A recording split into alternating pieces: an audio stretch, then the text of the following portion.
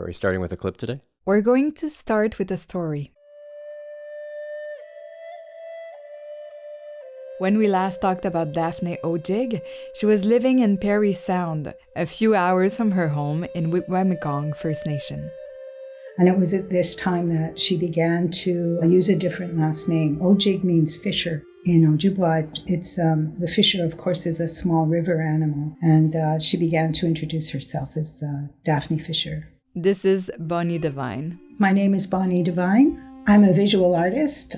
Daphne spent many years detached from her Ojibwe identity, signing her artwork with Fisher in place of Ojig. Some of them are signed Daphne Fisher, some of them are just signed Daphne. I've got a couple of examples from the 60s where she just signs it Daphne, and so kind of avoids the whole issue, which I think was, pretty savvy of this young person, really just trying to make a living and do the best she can to be accepted in mainstream Canadian society, really. During the Second World War, Daphne moved to Toronto for work, but she continued to paint.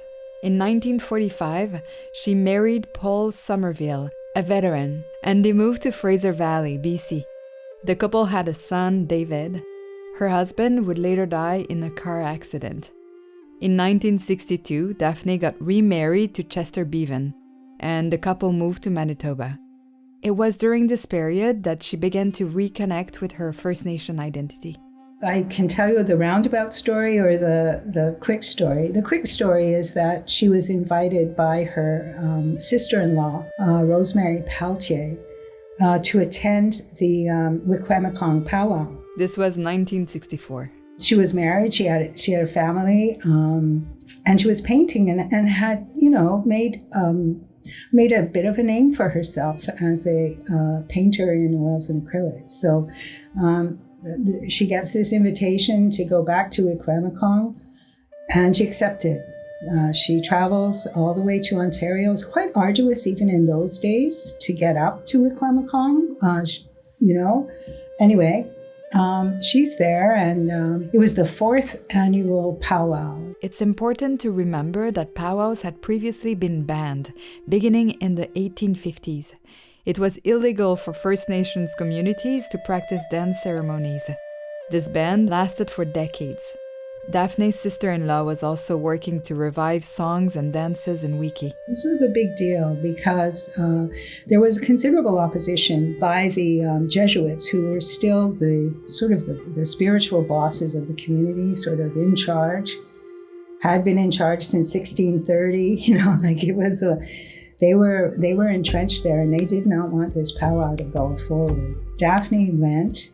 And she's watching from the sidelines, and her sister said, "Come and dance. Come out onto the powwow ground and dance with us." And Daphne was quite reluctant to do this. For one thing, she'd lived away from an Indigenous community since she was 18. She had worked very hard to acclimate and be accepted in white communities and white mainstream art world. And she felt, I imagine, she never said this, but I imagine she felt a bit like an imposter or an intruder there, or a visitor, a guest. Anyway, they convinced her to go and dance, and she said she began, and she was watching what everyone was doing and trying to do it too, and she said all of a sudden that sound of the drum just went into her heart. And she said she knew she was an Indian. And from that time on, with the encouragement and the help of her sister-in-law, Rosemary, she began to explore some of the stories from the elders on the island. She embarked on a number of projects with Rosemary to tell those stories and illustrate them. She started to do a little bit of curatorial work, so put together an exhibition of works that were on display during the powwow, and so on. And in that way began to realize that maybe there was a space for her in that artistic genre that offered her a chance to express that new identity that she was feeling.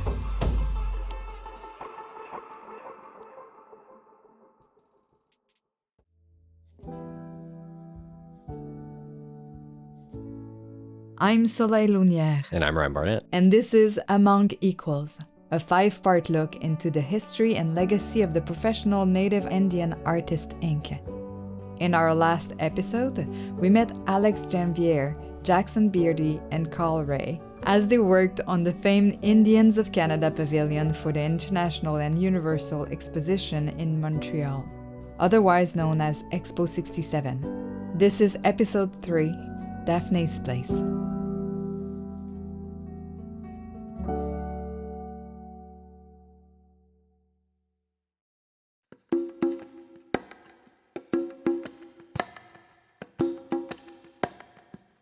Hold on, we have to do a little contextual place setting here. Okay. So, we've been to Expo 67. Greg Hill again. That was a watershed moment for Indigenous peoples, I think, in general. It was really the first time that Indians in Canada had a voice in an international forum. And Carmen Robertson. It changed the way the world and Canada saw Indigenous people. In 67, it was a real important flash moment. But However, it seemed like because there's this sense of cultural amnesia in Canada, much of that was forgotten. So this brings us to this archival clip. Il faut faire comprendre aux Canadiens et singulièrement. You might have to interpret this for us. So it's a clip of Pierre Trudeau, our former Prime Minister.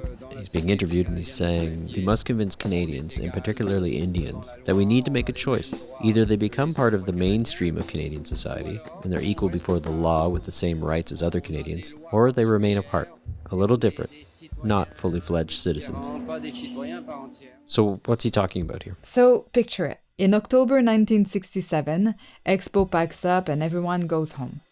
On June 25th, 1969, just a year and a half later, Jean Chrétien, who was the Minister of Indian Affairs at that time, introduced a statement of the Government of Canada on Indian policy, what's commonly known as the White Paper, on the floor of the House of Commons. So what's the White Paper? Well, it was the government's proposed solution to its perceived problem with the First Nations in Canada.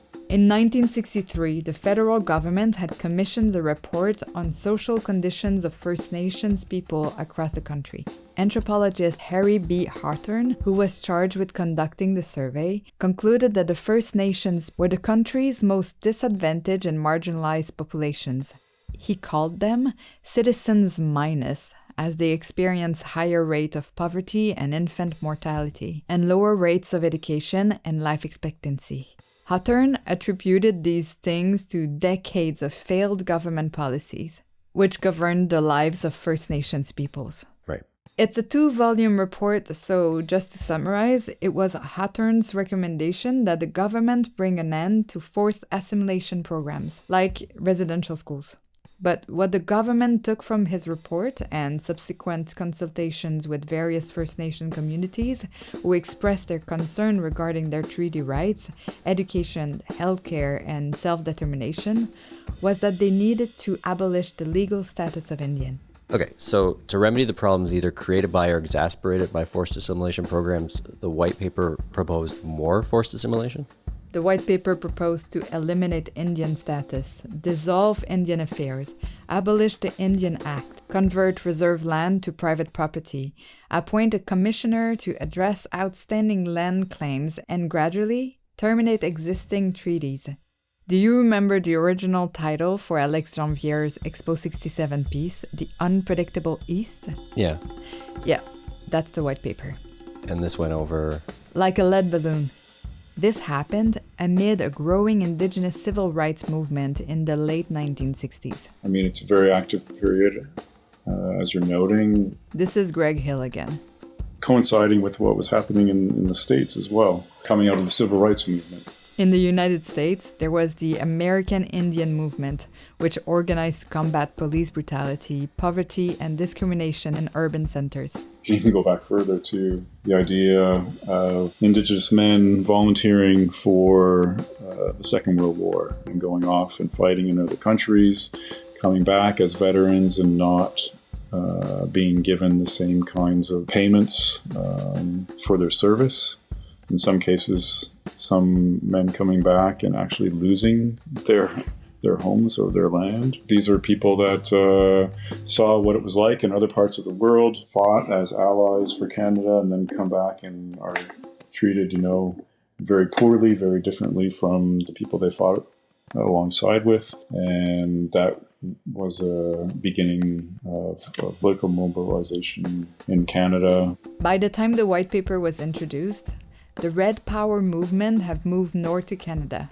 One thing we want to underline for listeners is that the Indigenous activism during this period related to decolonization and the rebuilding of Indigenous nations also encompass revitalizing Indigenous cultures, worldviews, and forms of expression. Indigenous artists were active participants in these efforts. Their works depicted themes related to individual and collective resistance to forced assimilation, colonization, and demonstrations of cultural pride. These works were not the handicrafts whose production the government so frequently encouraged. For the senior Trudeau and Jean Chrétien, it was about just society and a way of solving the Indian problem by eliminating special status for quote-unquote Indians. So basically, we're going to make you the same as us, legally, politically, within the Constitution, so everything will be fine. But it's not addressing any of the issues and the kind of multi-generational problems that still exist today that come out of the cultural and physical extermination policies of the genocidal policies of the government for over a century. So you can't just say with a white paper that you're just like us, white, and everything will be fine. No more Indian problem. In 1970, Harold Cardinal and the Indian Association of Alberta issued a response, which they called Citizens Plus, also known as the Red Paper. It was a rebuke of the White Paper, stating that retaining the legal status of Indians is necessary if Indians are to be treated justly. Justice requires that the special history, rights, and circumstances of Indian people be recognized. In his book, The Unjust Society, which was published around this time, Cardinal elaborated, writing, "In spite of all government attempts to convince Indians to accept the white paper, their efforts will fail because Indians understand that the path outlined by the Department of Indian Affairs through its mouthpiece, the Honorable Mr. Chrétien, leads directly to cultural genocide. We will not walk this path." The government eventually withdrew this policy, with Prime Minister Trudeau saying, "We had perhaps the prejudices of small L liberals, and white men at that, who thought that equality meant the same law for everybody." And by small L liberals, he means? Someone who holds liberal views, but not attached to a particular political party. Right. And it's amazing to see that this is still an idea that's perpetuated since then, that of course there are negative things in the Indian Act, but whether to eliminate it or not is still a question that's being debated. Just as a button on this topic, Greg Hill told us a story about the time he gave Jean Chrétien and his wife Aline a tour of the National Gallery of Canada. When we did more show at the gallery, they wanted a tour. So I gave them a private tour, and I just could not resist asking him about the white paper, because of course he had a hand in it, and it was a very jovial, convivial, tour. And then as soon as I asked him that question, Aileen just walked away, continued walking, and Mr. Christian stopped, and his manner changed and everything, and he just basically, it wasn't going to be a conversation.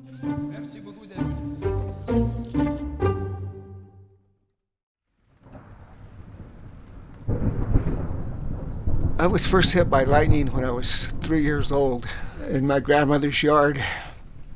And it hit a tree, it came across the ground, it came up through my feet. And it's the only time I've been hit 3 times.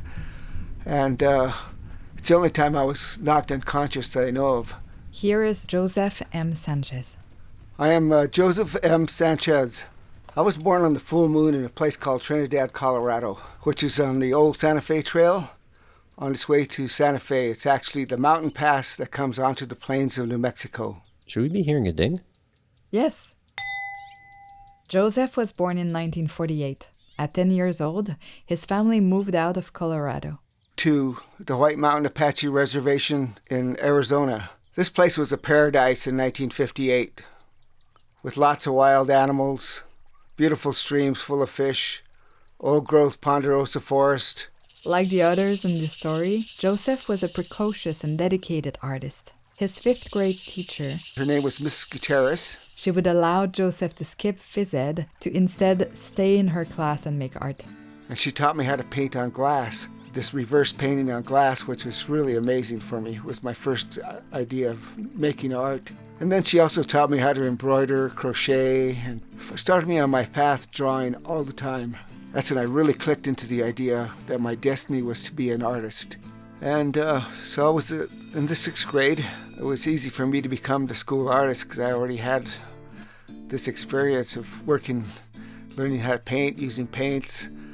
And so I became a school artist. I made all the posters. I made all kinds of stuff for everybody. But I was constantly getting in trouble because I loved to draw nudes. And I would get sent to the office and punishment and get the paddle, as they say. And the punishment really strengthens my resolve as an artist. After high school, Joseph joined the Marine Corps. I joined the Marine Corps during my first semester of college. I did this after my art teacher, at the time, he threw away my whole semester's work that I completed actually in the first couple of weeks. This whole curriculum for the whole semester I did in the first couple of weeks. I must say I was rather enthusiastic. He said I was insulting him. Joseph never went back to class. He ran into a recruiter on campus that, with the guarantee that he could have schooling as an artist, convinced Joseph to enlist. Since my mother had just died, I kind of had a death wish as it was. A death wish? Remember, Joseph was in the United States, and this was the late 60s, at the height of the war in Vietnam. But it took 3 waivers for me to get to be a Marine. My eyesight was too bad. I only weighed 100 pounds, 110 pounds less, I think, and my height was only 5 foot. But he got the waivers and he was in. Well, as a Marine, I was an angry Navajo and angry Apache, and I'm neither of those things. Joseph spent 28 months in active service as a Marine. But as a stateside Marine, we were also in riot training for the riots in Los Angeles. And during one of those training sessions, we would be asked to put our bayonet on the rifle and thrust forward, chanting, "Kill your mother." Wow. Yeah. I refused that order. And that sent me into a real problem with the hierarchy. And they actually put me in a rubber room for a week, saying I was crazy and I was on drugs. But I had not even experienced anything like that. So I gave them artwork instead of answers to their questions. After I left that, then I started thinking about leaving the Marine Corps and coming to Canada, because I knew that was a place I could go. Is that what happened? Yeah, that's exactly what happened. And as it happened, Joseph moved to Canada just as something new was emerging in Winnipeg. More after this.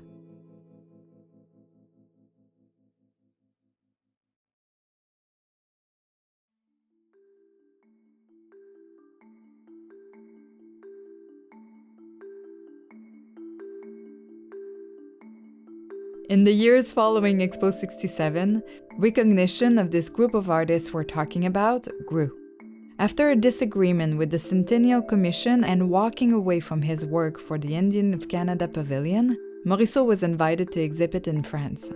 His exhibition, Peintres indiens du Grand Nord canadien, held at Galerie Saint-Paul in southern France, was a critical and public smash, receiving 12,000 visitors, including the likes of famed artists Pablo Picasso and Marc Chagall.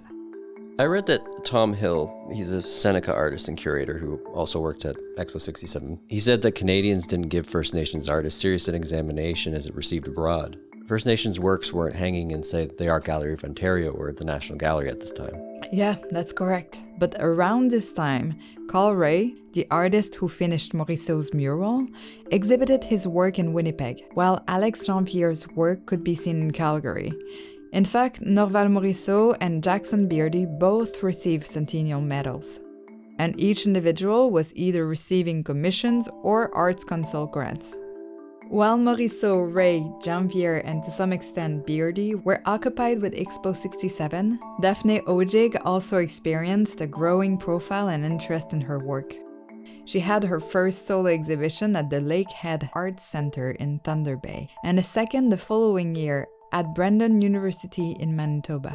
And, of course, because these artists were operating in similar circles, they began entering each other's orbits. Daphne met Carl in 1968 and Morisot the following year, and that pulled her closer to the Expo 67 cohort. And they began appearing in group exhibitions together in various configurations. So things are finally coming together. Yes, and as they began to encounter one another in this period, Winnipeg had a unique gravitational pull for them all. Daphne had moved to Manitoba with her husband Chester in 1964, inching closer and closer to Winnipeg with each work reassignment for Chester, eventually settling there in 1970. Beardy and Ray had met in 1965 while hitchhiking across northern Manitoba. Both men would have exhibitions in Winnipeg in the near future and settle there themselves. The city's art scene also regularly draws Morisot and Genevieve back. 1970 was also Manitoba's centennial, which, like Expo 67, resulted in opportunities for these artists. Morisot, Beardy, Ray, and Ojig's work were all included in the portfolio of prints released by the Winnipeg Centennial Corporation. And then Daphne made an important decision. This is Bonnie Devine again. She was a fan of Andy Warhol, and she knew that Andy Warhol had opened something called the Factory in New York City on Manhattan. And she thought, well, why can't we have a factory? And so she wanted to open up a place where people could come and, they wanted to play music, fine. You wanted to make movies, fine. You wanted to paint, fine. You just want to hang around, and party, fine. So, in 1971, Chester and Daphne opened a small craft store out of which she ran Ojig Prints of Canada Limited, a new business where she would sell her own work as well as that of her contemporaries. She had cottoned on to this idea that collectives can be extremely powerful in terms of seeding ideas and disseminating thoughts and building new practices. And I think that's where she was coming from with that gallery. My name's Michelle LaVallee, and I'm a mother and an arts administrator. I'm Anishinaabe-Kwe, Ojibwe, and my family's from Cape Croker and Ceded First Nation, just south of Manitoulin Island. For Daphne, she was really taking control. Did not feel supported at the time. So really took it upon herself to create a space and a venue for artists to gather and for artists to be able to share their experiences and celebrate differences and the ways they wanted to produce art. If you walked into the shop in those days, it was small. In the beginning days, had a couple of counters, glass cases. She had a lot of moccasins and mucklucks and beadwork. And on the walls were her paintings, and then paintings, these prints she had already started to make of Norval and Carl Ray. This is Joseph again. Oh, when I first saw Daphne, she was just an amazingly beautiful looking woman.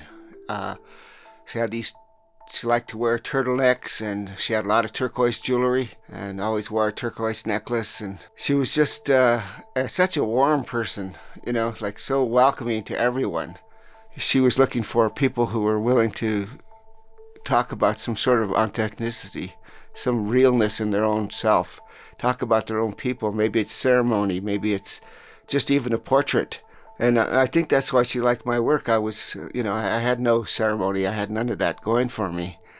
But what I did have was, I was just drawing directly from my experiences of life. And she encouraged that. Also in 1971, Ojig Prints put out a catalog advertising the works they had for sale. Prints by Daphne, Norval, Jackson, and Carl all appear in its pages, as well as a handful of other artists. What was that? I'm about to drop a name. I was a little quick on the button. So, Winnipeg in 1971 is this hive of creativity. Like Paris in the 1920s. A little bit. And another artist who was there and orbiting Daphne's place was Eddy Cobiness, an Ojibwe artist. Eddy was born in War Road, Minnesota in 1933. His family would split their time between the Red Lake Reservation in Minnesota and the Buffalo Point Reserve in Manitoba. Eddy's paternal grandfather was a great medicine man whose spiritual wisdom helped guide Eddy through life and his artistic practice. His father died when Eddy was just 6 years old. After his father died, Rose Cobiness, his mother, supported the family by working at the fisheries in the summer and in a hotel in the winter. Eddy, like the other artists in our story, discovered his artistic abilities at an early age. Eddy would say, "Over the winter months, I would draw on the snow, and in the summer on the sandy beaches along the lake shore. From time to time, my mother would look at my drawing and say, 'My son, you have a great gift, and someday you will be a great artist.'" He sold his first drawing at 12. He took that bit of money and bought himself a pen and ink set and some unlined paper. Around that time, he also received his first oil paints. When Eddy was 21, he joined the US Army, where he spent the next 3 years. During his time in the Army, he discovered watercolors and would practice by drawing portraits of the other soldiers' girlfriends from photos they had. As his mastery as an artist grew, he would alternate between media and styles. Yeah, I'm looking at his work right now, and there are acrylic kind of pastoral images with loons and ducks on a pond. And then there are these other ones, these delicate ink and watercolor pieces of wildlife with glowing joints and resonant eyes. They're really quite beautiful. Yes, much of his work was by his dreams, bringing them into reality. It was from him that I learned incredible watercolor technique and how to do multiple works at once, which is the way I work today. And that I learned from Eddy Cobiness. Eddy also signed his work with his 3D band number, 47. What's often written about Eddy is who owned works of his. Ed Schreyer, who was the premier of Manitoba at that time, eventually he would be Governor General. He had a Cobiness. Jean Chrétien, Minister of Indian Affairs, and eventual Prime Minister of Canada, he had a Cobiness. And Queen Elizabeth II also had a Cobiness in her collection. Well, that's interesting. What's really interesting is how the Queen received his art. It was gifted to her while she was touring Manitoba for its centenary. She was in the Pas and was officially welcomed by Grand Chief David Cochrane of the Manitoba Indian Brotherhood. This was another group that formed in the late 60s, going back to the beginning of this episode. They had organized to advocate for First Nations living in Manitoba. So, this is a year after the White Paper, and less than 3 years after the Indians of Canada Pavilion at Expo. And you remember the Queen's reported reception to that. I remember that she was reported to be ashen when leaving the exhibit. Yes. So Grand Chief David Cochrane welcomes Queen Elizabeth II to the Pas. Gives me a great deal of pleasure to welcome Your Majesty to the ancestral homeland of the Indian people. It has been almost 100 years since our forefathers signed treaties with Her Majesty Queen Victoria, treaties which our forefathers have held in high esteem. It is with sorrow that we note that the promises of peace and harmony, of social advancement and equality of opportunity have not been realized by our people. I am sure you will note on your visits to Indian communities that Indians have not in effect profited well by the prosperity of this great and wealthy nation. We are hopeful that Your Majesty's representatives will now, through belated, recognize the inequities of the past and will take steps to redress the treatment of the Indian people of Manitoba.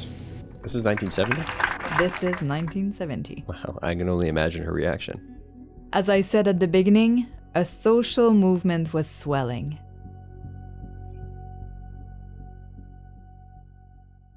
On our next episode, It was really a scene. There were so many people, and they brought us in like a limo or whatever, and we all got out, and people are clapping, and, girls are hugging us, and that was really a rock star moment for me. Among Equals is a special presentation of Knockabout Media and has been made possible by the Government of Canada. It's hosted by me, Soleil Launière, and produced by Ryan Barnett, Maia Foster-Sanchez, and Nahka Bertrand. Our series advisors are Joseph M. Sanchez and Donna Feledichuk. This series features interviews with Bonnie Devine, Greg A. Hill, Michelle LaVallee, Carmen Robertson, Pauline Beardy, Philip Gevik, Corey Dingle, Donna Feledichuk, and Joseph M. Sanchez. Special thanks to Eric Berent at the Indigenous Arts Center. Our series artwork is by Caleb Ellison-Dysart, with additional work by Carleen Harvey. For a list of sources used in this series and to download the listening guide, visit knockaboutmedia.com. A Knockabout Media original. Hold on.